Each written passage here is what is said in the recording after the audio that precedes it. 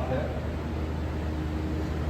कि आज national referee seminar के अवसर पर हम यहाँ उपस्थित हो सके, ऐसा कोई मेरा प्लान नहीं था। मैं एक फैमिली टूर में निकला हुआ हूँ, साथ में धार्मिक टूर भी है। उसी क्रम में मैं यहाँ आगरा आया, पता चला कि ऐसा ऐसा है, तो बोले नहीं जरूर जाएंगे एक बार। तो thanks to Uttar Pradesh taekwondo association and Andhra district taekwondo association. Anil Bobby ji भी काफ़ी सक्रिय हैं, उनका टीम भी बहुत सक्रिय है, पंकज जी भी काफ़ी सक्रिय हैं कि ऐसे तरीके से ये रेफरी सेमिनार जो है करवा रहे हैं। सबसे बड़ी बात यह है, अच्छा इस बात के लिए हम बोल रहे हैं कि आप सबों को एक अवसर दे रहे हैं वर्ल्ड का लेटेस्ट जो भी रूल्स रेगुलेशंस है वो जानने के लिए। ये बेस है हमारा ताइक्वांडो का, और सबसे बड़ी खुशी की बात है हमारे फेडरेशन के लिए भी कि संतोष त्रिरंगम जो है, जो अभी आप लोगों को ट्रेनिंग दे रहे हैं, ये वेल अपडेटेड है और इनको बहुत जगह से इंटरनेशनल इवेंट्स में पार्टिसिपेशन के लिए ऑफर आता है और ये काफ़ी इन्वेस्ट करते हैं इस टेक्निक को, रेफरी रूल्स को जानने के लिए काफ़ी मेहनत भी करते हैं। और उसी का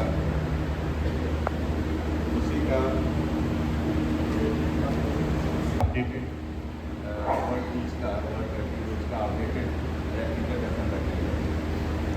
आवाज़ आ रही है, सीख पा रहे हैं। और इस अवसर को प्राप्त आप लोगों तक पहुंचाने के लिए उत्तर प्रदेश ताइक्वांडो एसोसिएशन और आपका आगरा जिला ताइक्वांडो एसोसिएशन ने बेशक काफ़ी प्रयास किया और तभी जा कर के आज इस स्थिति पर आप लोग सभी हैं कि इस चीज़ को सीख रहे हैं।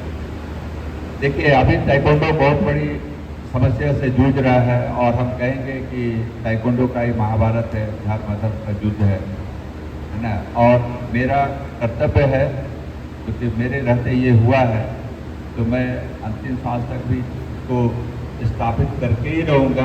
सच्चाई में आऊँ नहीं आऊँ वो बात अलग है, लेकिन जो गलत है, गलत को मैं बाहर करके रहूँगा। और इस दिशा में एक बहुत बड़ी सफलता मिली, जो आप लोगों को मालूम है। 27 अप्रैल को एक आदेश आया जिसमें जो हम लोग बार बार बोल रहे थे भारत सरकार को, आईओए को, कहीं कोई सुनवाई नहीं हो रही थी। अल्टीमेटली दिल्ली हाई कोर्ट ने उच्च न्यायालय को माना।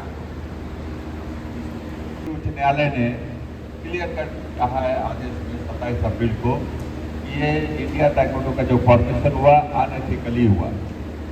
आप सभी जानते हैं जिसको जो कार्य दिया गया था नामदेव सुरगांवकर को, वो खुद ही परमानेंट बन गया और अपने 4 दोस्तों को लेकर के और ताइक्वांडो चलाने लगे। जो भी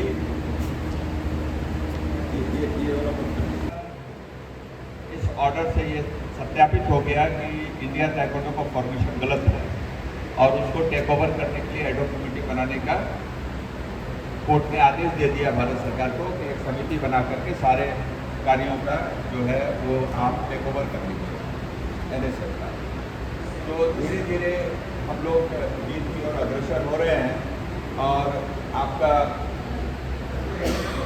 हम समझते हैं बहुत जल्द या तो कमेटी बन जाएगी या कोर्ट के द्वारा कुछ न कुछ एक आदेश आ जाएगा, बहुत जल्द आएगा। क्योंकि अभी ऐसा स्थिति है कि जो एडॉक कमेटी बनाने का दिया वो दैट इज़ इन प्रोसेस, वो भी प्रोसेस में है। वो कभी भी अनाउंस हो जाएगा कि ये समिति बन गई। समिति बन गई मतलब इंडिया ताइक्वांडो ऐसे भी फिनिश हो चुका है। इंडिया ताइक्वांडो का कुछ भी अब नहीं है। वर्ल्ड ताइक्वांडो के टीम यहाँ पर आए थे, रिप्रेजेंटेटिव आए थे, उन्होंने स्पष्ट, जैसा मुझे सुनने में आया, जैसा पता चला है रिलायबल रिसोर्सेज से, तो वर्ल्ड ताइक्वांडो ने भी बोल दिया है कि भाई अब आप एडॉक कमेटी बनाओ। ये जो इतना समस्या, इतना डिस्प्यूट चल रहा है, इस डिस्प्यूट से निकालो ताइक्वांडो। तो वो लोग भी सहमत हैं। लीगल डिपार्टमेंट के हेड आए थे मिस्टर कोविड मीन, और उसके साथ एक उनका असिस्टेंट आया था पिछले 10-15 दिनों पहले। तो उन्होंने भी अपना सहमति दे के चला गया कि नहीं, world taekwondo is also ready to have a ad hoc committee to run taekwondo in India until an elected through impartial process is come. जब तक नहीं आता है तब तक के लिए आप इसको एडॉक कमेटी बना दें। तो वो कमेटी को बना, वर्ल्ड ताइक्वांडो ने सैंक्शन दे दिया and now it is to be announced very soon. अगर नहीं भी होता है तो हम साइड बाय साइड एक दूसरे स्टेप्स भी लेके चल रहे हैं, जिसमें हो सकता है कि कोर्ट ही अब इंटरवीन करके कुछ न कुछ आदेश दे देगा कि ठीक है भैया चलो आप नहीं बना रहे हो, इतना लेट कर रहे हो। अभी क्या हो रहा है, अभी एशियन गेम्स के लिए अभी आप लोग सब देख ही रहे हैं, अभी कोर्ट में गया, आज रुदाली भी गई कोर्ट में, केस फाइल हो चुका, आज मेरे पास आया, आज रुदाली ने भी केस फाइल कर दिया आसाम से। तो ये जो गलत चीज़ हो रहा है, आप देखिए मैं आया ताइक्वांडो में इसलिए कि पहले भी जब बहुत ज़्यादा एक्सेस हो गया था इसका व्यवसायीकरण, उसके वजह से मैं आया था। बाकी हमारा कुछ नहीं, ताइक्वांडो से लगा हुआ प्रेम है, हम चाहते हैं ताइक्वांडो सीखें तो ताइक्वांडो बहुत ऊपर रहे, ओलंपिक में रहे, सब जगह रहे, लेकिन दुर्भाग्य से आज तक ओलंपिक में क्वालिफाई नहीं कर पाया। क्यों नहीं किया? क्योंकि लोगों का ध्यान सिर्फ और सिर्फ ताइक्वांडो के पीछे जो पैसा है ना उस पर है। ताइक्वांडो कैसे ऊपर जाएगा उस पर है ही नहीं है। आज तक ने कोई रोड मैप बनाना, आज तक कुछ नहीं। बस पूर्ण इंटरनेशनल भी जाना है, चंद दिनों पहले टीम तैयार होना है, अब भेज देना। कोई प्लान नहीं है कि हमारा टीम ए हो, बी हो, सी हो। लॉन्ग टर्म ट्रेनिंग चल रहा है, सालों साल ट्रेनिंग चल रही है, कैंप लगा हुआ है, बच्चे आ रहे हैं, जा रहे हैं, आ रहे हैं, जा रहे हैं। तो तब न जा करके होगा कि भाई हमारे पास 2-2, 3-3 टीम है, टीम ए है, बी है, सी है। तो हमारे पास कोई R&D नहीं है, कोई ट्रेनिंग कैंप नहीं है, बस खाना पूर्ति होता है और वो खाना पूर्ति करके अच्छी तरह से पैसा कमाया जाता है। अभी इंटरनेशनल हम जब आए आई कार्ड फ्री किए, सब इंटरनेशनल जाने नहीं मिलता था, हमने आते के साथ सबको फ्री कर दिया कि जाओ, सरकार पैसा नहीं दे रही है, हमारे पास पैसा नहीं है।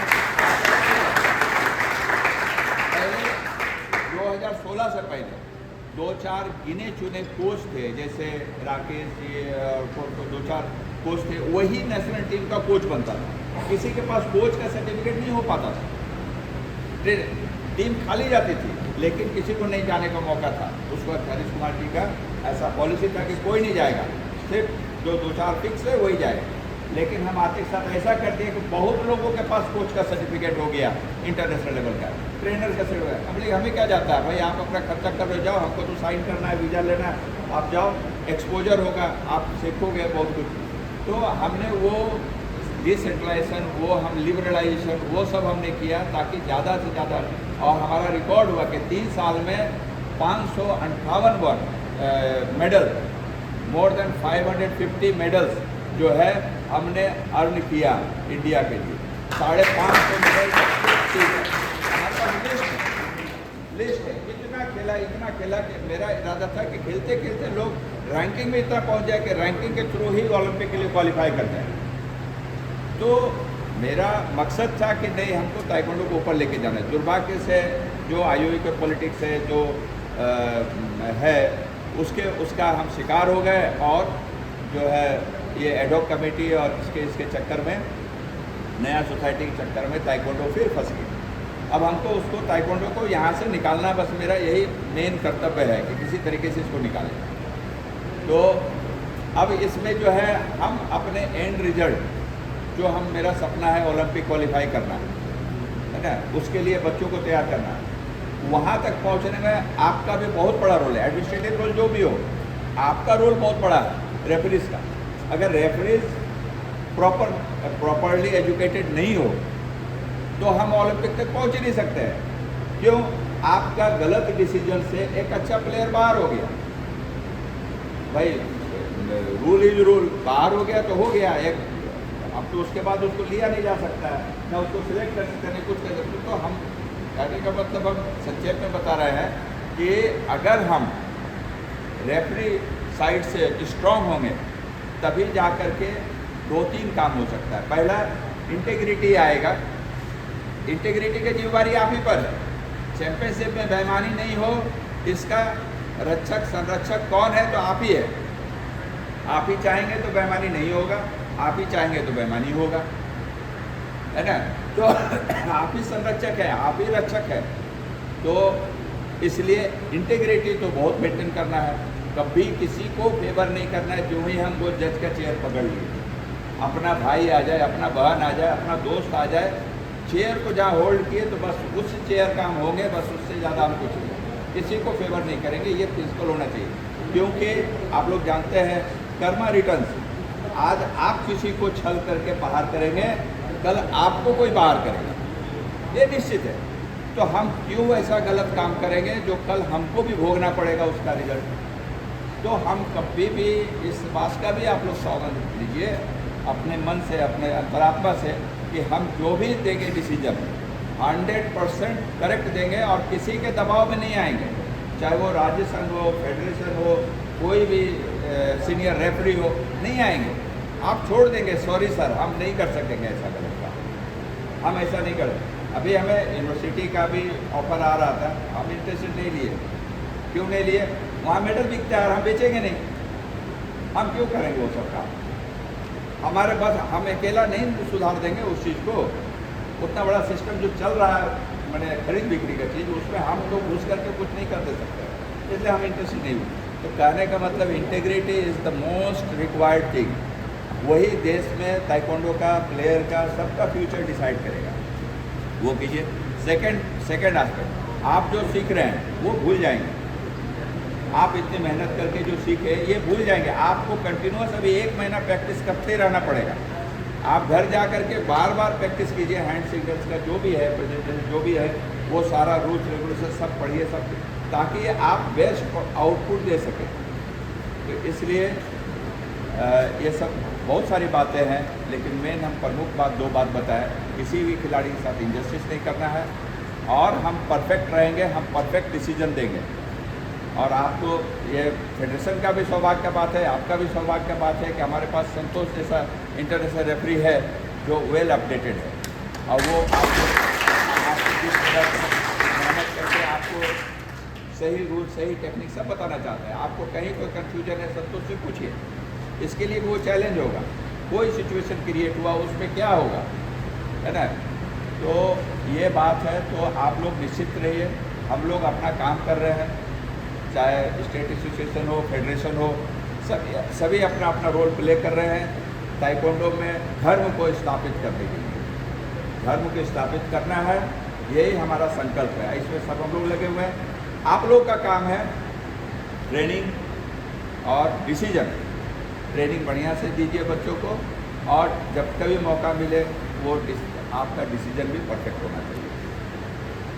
बहुत जल्द आप तो देख ही रहे होंगे, अभी इंडिया ताइक्वांडो में ताला लग चुका है, आप लोग को सब मालूम है कैसे ऐसे सब हुआ है। अब फाइनल ताला लॉक एंड की हो जाएगा और उसके बाद ताइक्वांडो आज़ाद हो जाएगा, गलत लोगों के हाथ से आज़ाद हो जाएगा। धन्यवाद, थैंक यू।